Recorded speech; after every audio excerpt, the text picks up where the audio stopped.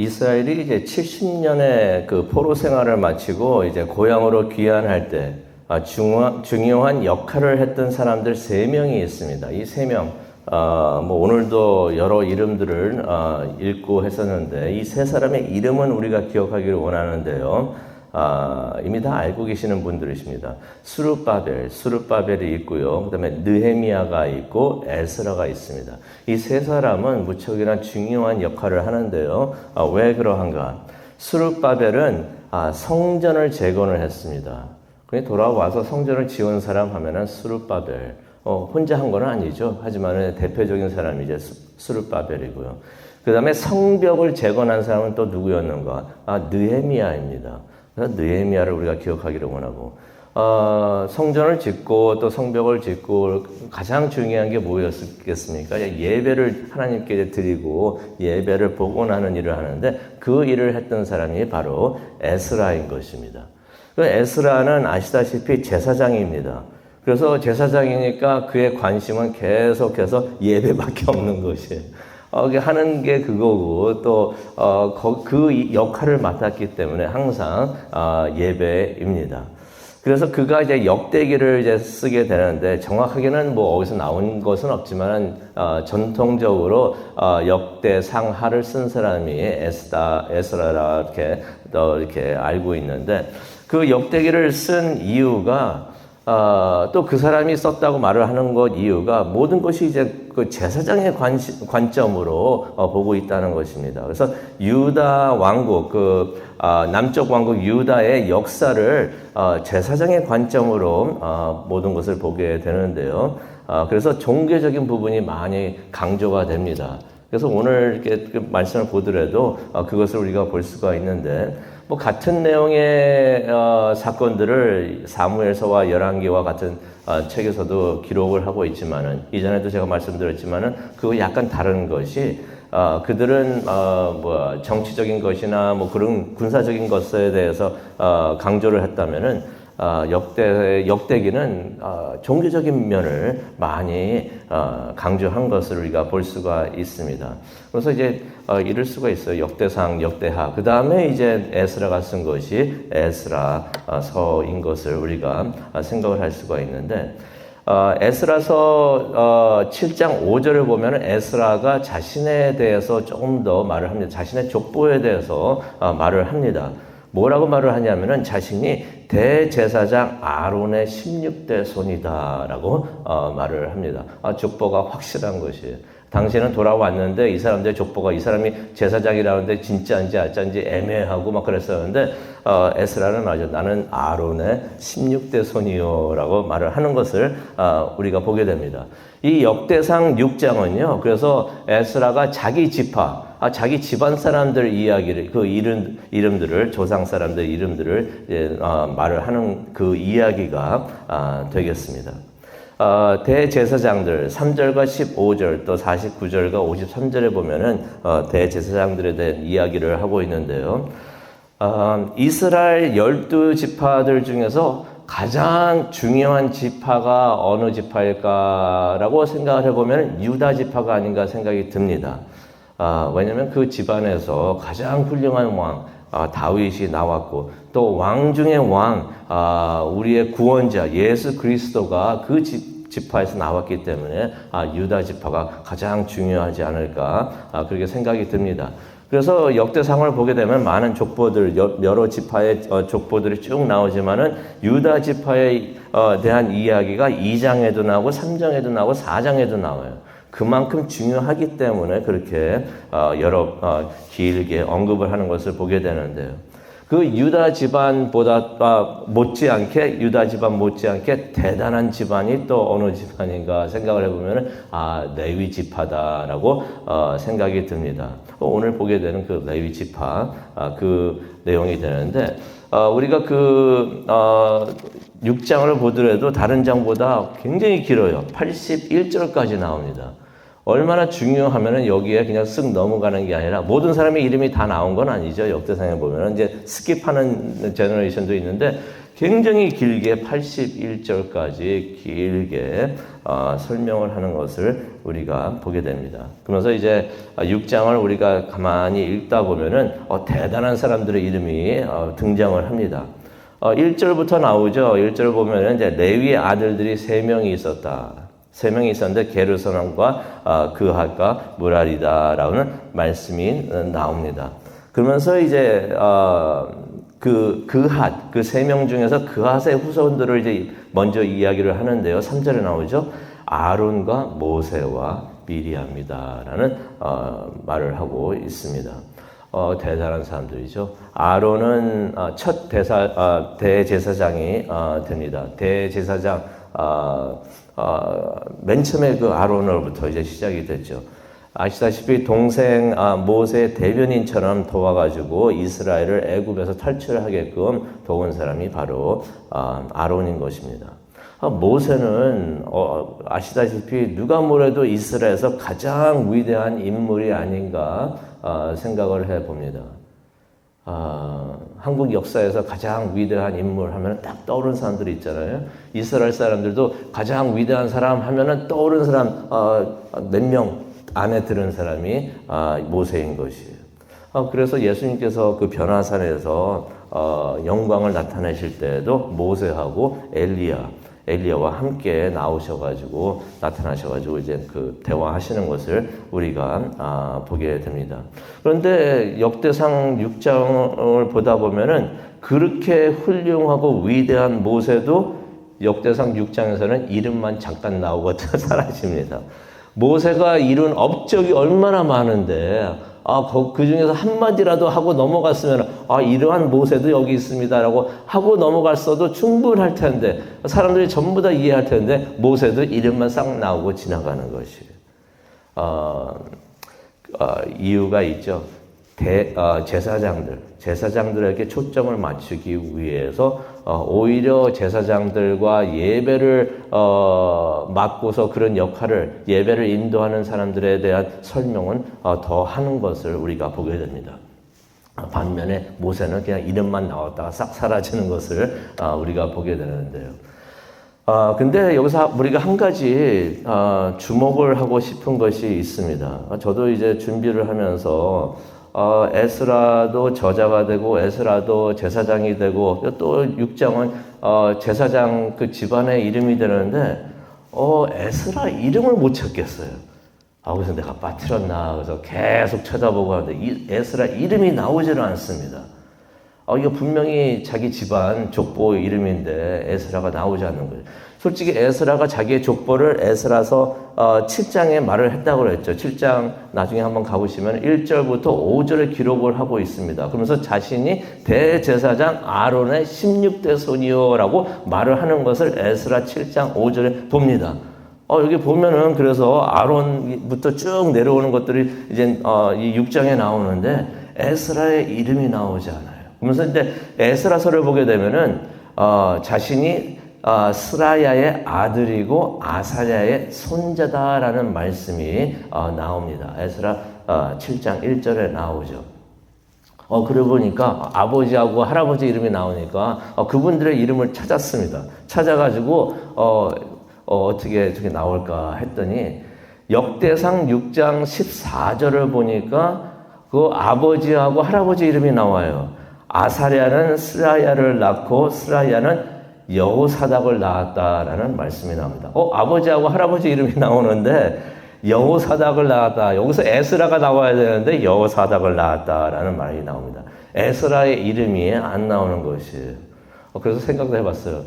성경을 보다 보면은 여기서는 이렇게 이름이 나오고 다른 데서는 또 다르게 이름이 나오는데 여호사닥이 에스라였나? 그거는 아닙니다. 그거는 아니에요. 그런데 15절을 보니까 이런 말씀이 있어요. 여호사닥이 느부갓네살에 의해 포로로 잡혀갔다라는 말씀이 나옵니다. 그러면서 더 이상 대제사장들의 이름이 언급이 안 됩니다. 이 역대상 6장에 나오는 대제사장들의 이름이 포로로 잡혀가기 전까지의 사람들만 나오는 것이에요. 그렇다면 에스라는 바벨론에서 태어났던 것입니다. 그래서 에스라의 이름이 빠져 있는 것을 우리가 알 수가 있습니다. 그래서 혹시 읽으시다가 에스라도 제사장이었는데 어디 갔나 이름 찾으시다가 안 보이면 그래서 그렇구나 하는 것을 기억을 하시기를 바랍니다. 대제사장들, 제사장들의 역할이 뭐였습니까? 49절에 설명을 하고 있는데요. 번제단에서 제물과 향을 피우는 일이었다. 예배를 하나님께 드리는 것. 사람들이 예배를 드리러 왔을 때 그를 대표해서 예배를 인도했던 사람들. 목적은 뭐였습니까? 49절. 49절 참 중요합니다. 이스라엘의 죄를 씻는 일을 했다라고서 기록을 하고 있습니다. 예배가 얼마나 중요한 것인가. 찬양도 들어가 있고, 참, 여기서도 우리가 볼 수가 있지만은, 찬양은 우리 교회에서는 그런 분들이 안 계시는데 예배 드릴 때 찬양할 때 안 들어오셨다가 설교할 때만 들어왔다가 설교 또 끝나면 곧바로 나가시는 분들이 계세요. 예배는 찬양부터 다 시작이 돼가지고 다 끝나는 것을 우리가 알 수가 있는데 보면은 역대상 나중에 31절도 보게 되면은 찬양하는 사람들 이름이 다 나오는 것이에요. 이렇게 우리가 찬양을 하나님께 드리고 기도도 하나님께 올려드리고 말씀도 듣고 예배하는 이 모든 것이 얼마나 중요한 일인가. 우리의 죄를 다 씻게 되는 말씀으로써 하나님과 함께 하면서 다 씻게 되는 일을 한다라고서 49절에 기록을 하고 있습니다. 그러면서 이제 16절과 30절을 보게 되면 레위의 후손들에 대해서 다시 한번 이야기를 하고 있는데요. 그래서 1절에 나왔던 말씀이 16절에 다시 나옵니다. 그래서 레위에게 세 아들들이 있었다. 게르손과 그핫과 무라리다라고 말을 하고 있습니다. 그래서 이제 16절부터 30절을 보게 되면 그 세 아들의 후손들을 이제 언급을 하는데요. 여기서도 또 대단한 사람이 나옵니다. 그핫이 있었는데 레위의 세 아들들 게르손, 그핫, 무라리 중에서 그핫의 후손들을 보게 되면은 사무엘이 나오는 것을 우리가 보게 됩니다. 33절. 이걸 읽다가 보면은 이게 이 사람들이 다 누구였는가 하다가 사무엘 아는 사람의 이름이 딱 나오니까 반갑더라고요. 그 사무엘이 여기서 나오는구나. 사무엘은 아시다시피 이제 사울과 다윗에게 기름을 부어가지고 왕으로 삼았던 선지자이죠. 그리고 사도행전 13장 20절에도 말을 하지만은 이스라엘의 마지막 사사도 되기도 합니다. 그런데 그 사람도 여기 보게 되면은 간단히 이름만 언급이 되는 것을 우리가 볼 수가 있는데요. 이제 그리고 31절부터 48절을 보게 되면은 우리가 그리 잘 알지 못하지만은 중요한 일을 했던 예배하는 일에 있어서 중요한 일을 했던 사람들의 이름이 나옵니다. 어떤 사람들이냐면요, 찬양을 인도했던 사람들의 이름인 것이에요. 모세도 이름만 딱 나왔는데 이 사람들은 더 자세하게 설명이 되는 것을 우리가 보게 됩니다. 찬양 인도를 했던 사람이에요. 대표적으로 33절을 보면 헤만이 나옵니다. 헤만은 우리가 어떻게 보면은 찬양팀에 대한 이야기가 될 수가 있겠는데 이 사람은 보컬을 맡았던 사람입니다. 보컬을 맡았던 사람인데 이 사람이 33절을 보니까 선지자 사무엘의 손자였다. 사무엘의 손자였다라는 말씀이 나옵니다. 그 다음에 또 누가 나오는가? 헤만이 있었는데 헤만을 중심으로 설명을 하고 있습니다. 헤만의 오른쪽에 서가지고 섬겼던 사람이 있습니다. 우리도 찬양팀에 나와가지고 착 인도를 하게 되면 가운데 인도하심을 딱 있고 왼쪽 오른쪽으로 여러 사람들이 있게 되는데 그 헤만, 그 보컬 했던 분의 오른쪽에 있으셔서 섬겨졌던 분이 나오는데 그 사람이 아삽인 것이에요. 39절에 보니까 아삽이 나옵니다. 아삽은 우리가 기억을 하죠. 시편을 우리가 보고 했었는데 시편 저자로도 잘 알려져 있는 사람인데 이 사람이 게르손의 후손입니다. 이름이 좀 나오니까 우리가 좀 아침 일찍부터 약간 힘들 수도 있는데 레위의 세 아들들이 있습니다. 그 중에서 이 아삽은 게르손의 후손이라는 것이에요. 그 다음에 44절을 보니까 에단이 나옵니다. 에단은 헤만 왼쪽에서 섬겼다라고 말씀이 나옵니다.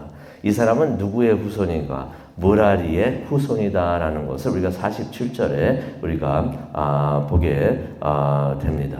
그러고 보니까 레위의 세 아들들의 이름이 나오는데 그 후손들이 그 세 집안의 후손들이 전부 다 찬양 인도자로 섬겼다는 것을 우리가 볼 수가 있습니다. 게르손과 그핫과 무라리가 있었는데 게르손의 후손 중에서 한 명이 나오고 그핫의 후손 중에서 헤만이라는 사람이 사무엘의 손자가 나오고 무라리의 후손이 에단이 나와가지고 섬겼다는 것을 우리가 보게 됩니다. 그러면서 이제 마지막으로 레위인들의 정착지에 대한 설명이 54절부터 81절에 나옵니다. 정착지. 우리가 잘 알고 있죠. 레위 지파는 땅을 못 받았습니다. 땅을 못 받은 이유, 가장 맨 위로 올라가게 되면은 우리가 얼마 전에도 봤지만 시므온하고 레위가 큰 잘못을 합니다.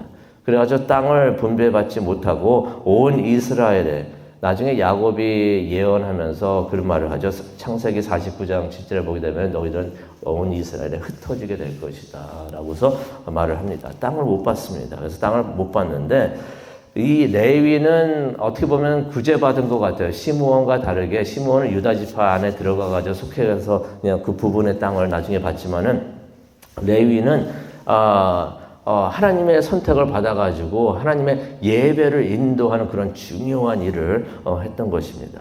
그래서 하지만 이 사람들은 땅을 받지 못해가지고 무슨 일이 있게 되냐면 다른 지파 마을에 다 흩어진다고 예언이 됐었잖아요. 그대로 이루어집니다. 다 흩어져가지고 그 마을에 들어가서 살게 되는 것을 한 마을을 받아가지고 살게 되는 것을 보게 되는데 이것도 하나님의 뜻인 것이에요.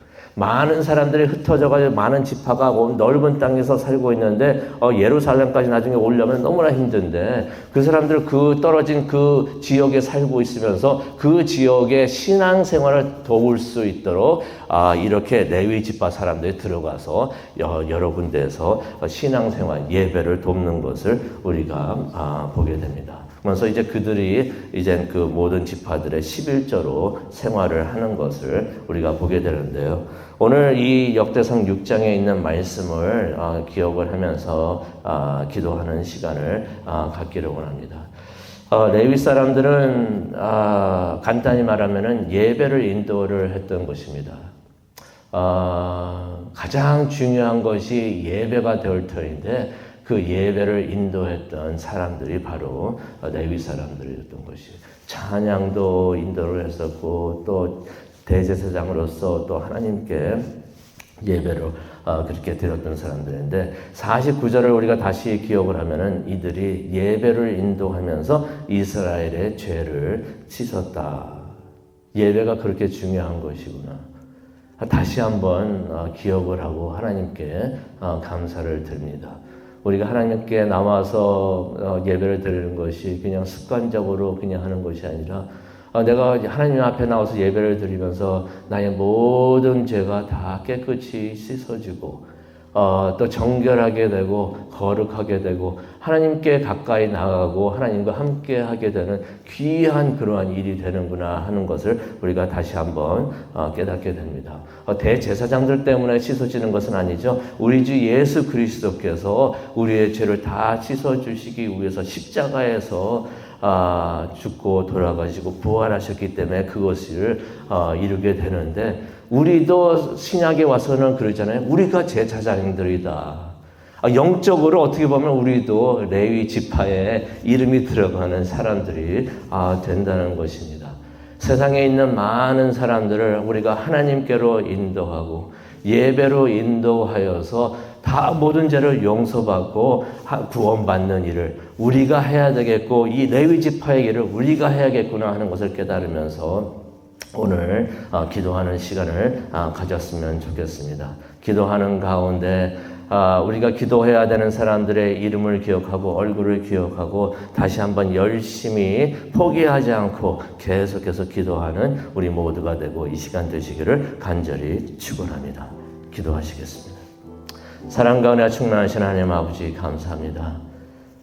부족한 우리들을 제사장이라고 선택해 주시고 불러주신 것 너무나 감사합니다. 오늘 레위 지파의 이야기를 봤는데 하나님, 우리도 이렇게 하나님의 일을 할 수 있는 우리 모두가 되게 하여 주시옵소서. 아직도 하나님을 찾고 있는 분들의 이름을 하나님께 오늘 이 아침 올려드리기를 원합니다.